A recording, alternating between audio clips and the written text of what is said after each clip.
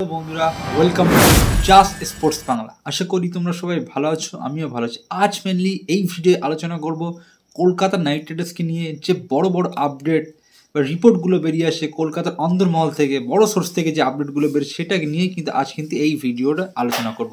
First আলোচনা করব যে কলকাতা নাইট রাইডার্সের অ্যাসিস্ট্যান্ট কোচ। আমরা সবাই জানি যে কলকাতা নাইট রাইডার্সের অ্যাসিস্ট্যান্ট কোচ পদ কিন্তু ফাঁকা আছে, অভিষেক নায়ার কিন্তু ইন্ডিয়ার এখন অ্যাসিস্ট্যান্ট কোচ। তো অ্যাসিস্ট্যান্ট কোচ হিসেবে কলকাতা নাইট রাইডার্স কোন লেজেন্ড প্লেয়ারের সাথে কথা বলছে সেটা নিয়ে আলোচনা করব। তারপর আলোচনা করব যে কলকাতা নাইট রাইডার্স যে ওভারসিজ প্লেয়ার, ওপেনার পজিশনে ওভারসিজ হিসেবে কুইন্টন ডিকক না গুরবাজকে সুযোগ দিতে চলেছে, কী বড় আপডেট আসে এই দুটো প্লেয়ারের মধ্যে সেটা আলোচনা করব। তারপর আলোচনা করব যে মনীষ পান্ডে না আজিঙ্কা রিয়ানি, এই দুটো $1 মিলিয়ন প্লেয়ারের মধ্যে কোন প্লেয়ারটা কলকাতা নাইট রাইডার্স সুযোগ দিতে চলেছে বা সুযোগ দিতে পারে সেটা নিয়ে আলোচনা করব। তারপরে আলোচনা করব যে কলকাতা নাইট রাইডার্স ওভারসিজ প্লেয়ার্সের মধ্যে আঞ্চিক নকিয়া বা স্পেন্সার জনসন, এই দুটো ওভারসিজ প্লেয়ারের মধ্যে কোন প্লেয়ারটাকে নিয়ে কলকাতা ভাবছে বা কোন প্লেয়ারটা ইডেন গার্ডেনে সুইটেবল হতে পারে বা কাকে সুযোগ দিতে পারে সেটা নিয়ে আলোচনা করব।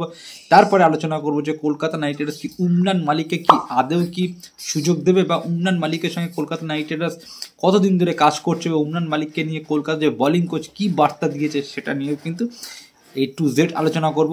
তারপরে আলোচনা করব যে কলকাতা নাইট রাইডার্স যে আন্ডে রাসেলের ব্যাকআপ হিসেবে রবমান পয়েলকে কিনেছিল মাত্র 1.5 কোটি টাকা, স্টিল ডিল বলতে পারো।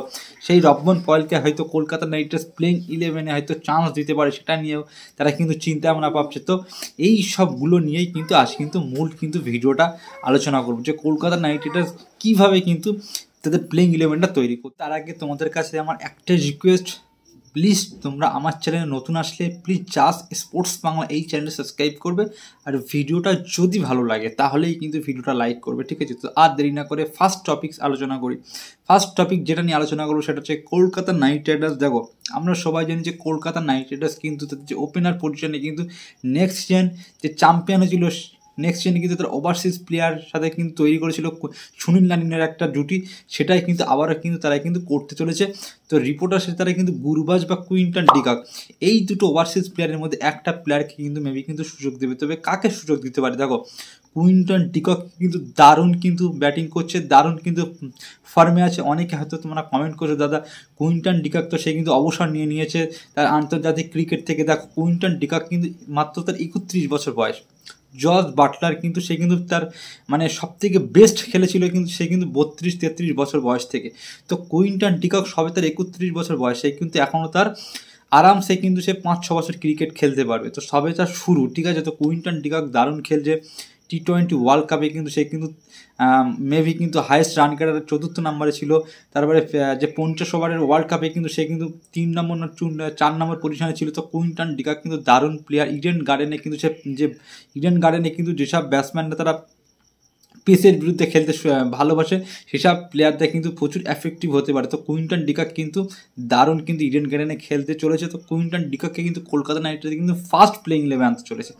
যদি কুইন্টন ডিকক 4-5টা ম্যাচে সুযোগ পাওয়ার পরে যদি সে না খেলতে পারে তাহলে কিন্তু গুরবাজকে সুযোগ দিতে পারে। কিন্তু গুরবাজ কিন্তু সে কিন্তু প্রমাণ করে দিয়েছে যে আবু দুবাই T10 যে লিগটা আছে এখানে কিন্তু দারুণ পারফরমেন্স করছে।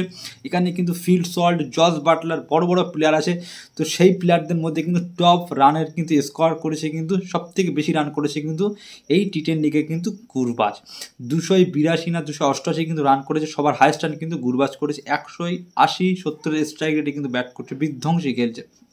তো গুরবাজ কিন্তু সেও কিন্তু দাবি করতে পারে কিন্তু তার এই যে পারফরমেন্সের কিন্তু সেও কিন্তু দাবিদার হতে পারে কিন্তু কলকাতা নাইট রাইডার্সের ওপেনার ব্যাটসম্যান হিসেবে। তো কলকাতা নাইট রাইডার্স কিন্তু তারা কিন্তু প্রচুর টেনশন আছে যে কুইন্টন ডিকক না গুরবাজ, এই দুটো প্লেয়ারের মধ্যে কাকে কিন্তু সুযোগ দিতে পারে। তো দেখো, ফিল্ড সল্টকে হারিয়েছে সেটা আমাদের সবারই কিন্তু দুঃখজনক, কিন্তু ফিল্ড সল্টের রিপ্লেসমেন্ট হিসেবে কিন্তু কুইন্টন ডিকক আর গুরবাজ দুটোই কিন্তু দারুণ প্লেয়ার কিন্তু কলকাতা নাইট রাইডার্স কিন্তু তুলেছে মেগা অকশন থেকে, ঠিক আছে? এবার আলোচনা করবো, তবে ফার্স্টে কিন্তু কুইন্টন ডিকককে দিয়েই কিন্তু শুরু করবে, তারপরে কিন্তু গুরবাজকে দিয়ে শুরু করবে। তবে দুটো প্লেয়ারই কিন্তু চান্স পেতে চলেছে, এটা কিন্তু 100% কিন্তু তোমরা এখন থেকেই জেনে নাও, ঠিক আছে।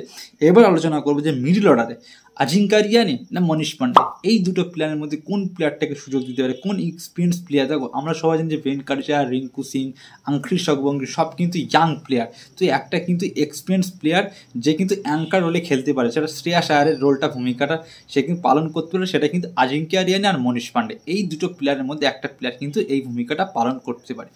যেটা রিপোর্ট আসছে যে সৈয়দ মোস্তাক আলী যে ট্রফি চলছে না, এখানে কিন্তু আজিঙ্কা রিয়ানি কিন্তু সে কিন্তু ব্যাক টু ব্যাক 50 করেছে। কলকাতা নাইট রাইডার্স যখন থেকে অকশন থেকে কিনেছে তারপর থেকে কিন্তু সে জ্বলে উঠেছে, আগুন জ্বলাচ্ছে কিন্তু ব্যাটিং পারফরমেন্সে।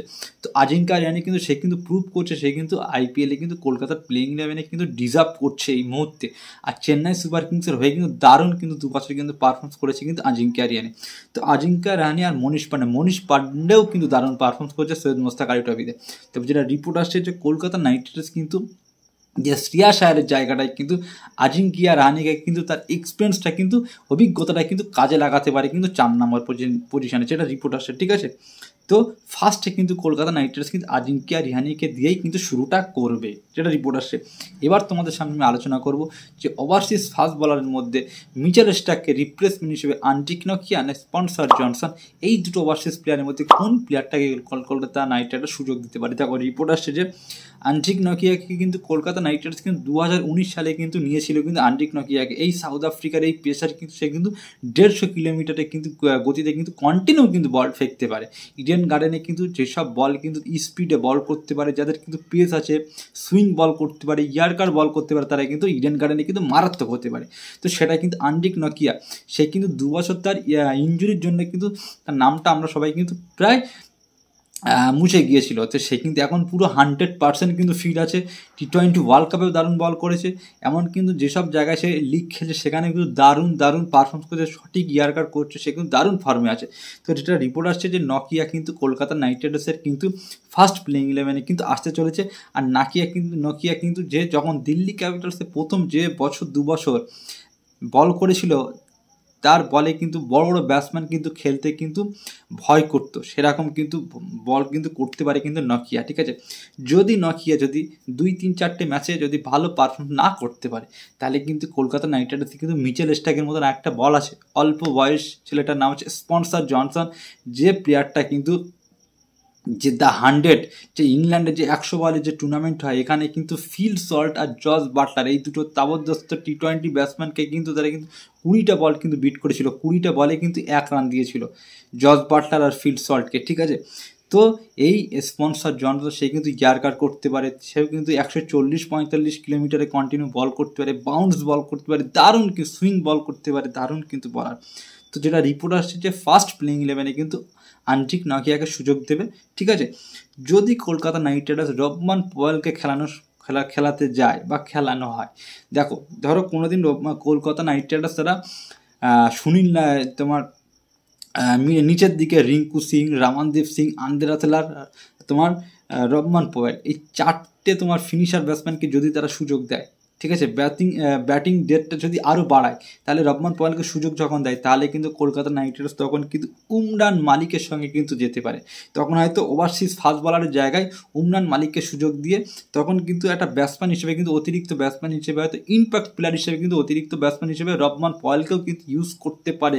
কলকাতা নাইট রাইডার্স সাথে এই মাস্টার প্ল্যানটা করতে পারে, তারা কিন্তু গুরবাজ বা কুইন্টন ডিককের মধ্যে একটা ওভারসিজ প্লেয়ার আর রাসেল আর নারিন, এই 3টে প্লেয়ারকে খেলাবে, আর ইম্প্যাক্ট প্লেয়ার হিসেবে কিন্তু এই রবমান পয়েলকে কিন্তু ইউজ করতে পারে, কিন্তু দারুণ হতে পারে কিন্তু এই প্লেইং যদি এরকম প্লেয়ার হয়। রাসেল, রিঙ্কু সিং, রামানদীপ সিং আর পাওয়েল, 4টে যদি পাওয়ার হিটার থাকে না, তার কী হতে পারে বিপরীত টিমে সেটা আমরা এখনই বুঝতে পারি। তো এটা রিপোর্ট আসছে যে কলকাতা নাইট রাইডার্স কিন্তু উমরান মালিককে এই জন্যই নিয়েছে। কলকাতা নাইট রাইডার্স কিন্তু তারা কিন্তু পেস বিভাগে 3টেই কিন্তু ইন্ডিয়ান খেলাতে পারে, আর সব কিন্তু ব্যাটসম্যান কিন্তু ওভারসিজ খেলাতে পারে, এটা কিন্তু করতে পারে কিন্তু কলকাতা নাইট রাইডার্স, সেটা তোমাদের আমি আগেই কিন্তু জানিয়ে দিলাম, ঠিক আছে। তোমরা কমেন্টে লিখবে যে কলকাতা নাইট রাইডার্স ইন্ডিয়ান 3টে পেস বলার খেলিয়ে যদি 4টে ওভারসিজ প্লেয়ারের মধ্যে রবমান পয়েলকে সুযোগ দেয়, তাহলে যে ব্যাটিং ডেটটা আরও কিন্তু স্ট্রং হবে, ঠিক আছে। এবার লাস্ট যেটা আপডেট দেবো তোমাদের সামনে সেটা হচ্ছে যে Kolkata night Riders assistant coach নিয়ে কিন্তু একটা বড় কিছু আপডেট বা কিছুদিনের মধ্যে কিন্তু অফিসিয়াল করতে চলেছে, যেটা রিপোর্ট আসে কলকাতার বড় সোর্স থেকে, যে কলকাতা নাইট রাইডার্স কিন্তু বিসলা আমরা সবাই জানি যে কলকাতার কিন্তু এক্স প্লেয়ার ছিল কিন্তু বিসলা। তো বিসলা কিন্তু কলকাতার কিন্তু স্কাউটিং করেছে, অনেক ইয়াং প্লেয়ারকে কিন্তু কলকাতায় এনে দিয়েছে। তো বিসলার সঙ্গে কিন্তু কলকাতার ম্যানেজমেন্ট যারা থিঙ্ক ট্যাঙ্কে আছে তারা কিন্তু অলরেডি কিন্তু অ্যাপ্রোচ করেছে, কথা বলছে যে অ্যাসিস্ট্যান্ট কোচ বা ব্যাটিং কোচ হিসেবে বিসলাকে যাতে নেওয়া যায়, কারণ অভিষেক নায়ারের জায়গাটা কিন্তু খালি আছে আর কলকাতা নাইট রাইডার্সে কিন্তু একটা ব্যাটিং কোচ দরকার। তো বিসলার সঙ্গে কিন্তু আপাতত কথা বলছে, দেখো এটা কিন্তু 100% এখনও কিন্তু 100 গ্যারান্টি না যে বিসলাই কিন্তু অ্যাসিস্ট্যান্ট কোচ হবে, জাস্ট কিন্তু এখন কিন্তু এই মুহূর্তে কিন্তু কথা বলেছে। ঠিক আছে, প্রথম কথা বলেছিল কিন্তু বিজয় দয়ার সঙ্গে অ্যাসিস্ট্যান্ট কোচ হিসেবে, কিন্তু বিজয় দয়াকে কিন্তু অলরেডি কিন্তু পিছন দিক থেকে কিন্তু লখনৌ সুপার জায়ান্টস কিন্তু স্কাউটিংয়ে জুড়ে ছিল, সেটাই কিন্তু কলকাতা নাইট রাইডার্স কিন্তু জানতো না। তো ওই জন্য কিন্তু নাহলে কিন্তু এতদিন কিন্তু অফিসিয়ালি অ্যানাউন্স হয়ে যেত কিন্তু বিজয় দয়ার নাম, কিন্তু রিসেন্টলি যে নামটা উঠে সেটা হচ্ছে বিসলা। তো বিসলাকে নিয়ে কিন্তু কলকাতার থিঙ্ক ট্যাঙ্কে কিন্তু আলোচনা হচ্ছে, আর কিন্তু ক্যাপ্টেন্সে নিয়ে কিন্তু আলোচনা হচ্ছে। খুব তাড়াতাড়ি কিন্তু হয়তো বিসলা হতে পারে কলকাতার অ্যাসিস্ট্যান্ট কোচ, আবার নাও হতে পারে। জাস্ট আজ কিন্তু এই আপডেটটা ছিল, এখনও কিন্তু 100% এটা রাইট না, তবে 50% চান্স আছে 3-4 দিনের মধ্যে কিন্তু এই নিয়ে কিন্তু অফিসিয়ালি ইনফরমেশান কিন্তু চলে আসবে, তখন কিন্তু আমি তোমাদের সামনে আলোচনা আপডেট দিয়ে দেবো। তবে আপডেটটা আসছিল সেটা তোমাদের সামনে শেয়ার করলাম, ঠিক আছে। তো এই কটা আপডেট ছিল, সেগুলো তোমাদের সামনে শেয়ার করলাম। তোমরা কমেন্টে লিখবে যে কলকাতার বেস্ট প্লেইং 11 কেমন হতে পারে, সেটা তোমরা কমেন্টে জানাবে। আর কালকে একটা ভিডিও করব যে রয়্যাল চ্যালেঞ্জার ব্যাঙ্গালোর আর কলকাতা নাইট রাইডার্স এই দুটো টিমের মধ্যে বেস্ট টিমকে, বা কাদের ওপেনার জুটি ভালো, বা কলকাতার ওপেনার না আরসির ওপেনার, বা কাদের ফিনিশার ভালো, কাদের স্পিনার অ্যাটাক ভালো, ফাস্ট বলিং অ্যাটাক, সেটা নিয়ে কিন্তু কম্পেয়ার করবে কিন্তু কাল, ঠিক আছে। তো আজ ভিডিওটা এখানে শেষ করলাম। তোমাদের কাছে আমার একটাই রিকোয়েস্ট, প্লিজ যদি তোমরা আমার চ্যানেলে নতুন আসো প্লিজ চ্যানেলটা সাবস্ক্রাইব করবে, আর ভিডিওটা অবশ্যই যদি ভালো লাগে তাহলে ভিডিওটা লাইক করবে। আর শেষে একটাই রিকোয়েস্ট যে ভিডিওটা বেশি বেশি করে শেয়ার করবে, যারা আইপিএল বা ক্রিকেট পছন্দ করে সব তোমাদের বন্ধুরা, তাদের কাছে বেশি বেশি করে শেয়ার করবে। তো আজ এই পর্যন্ত, বাই।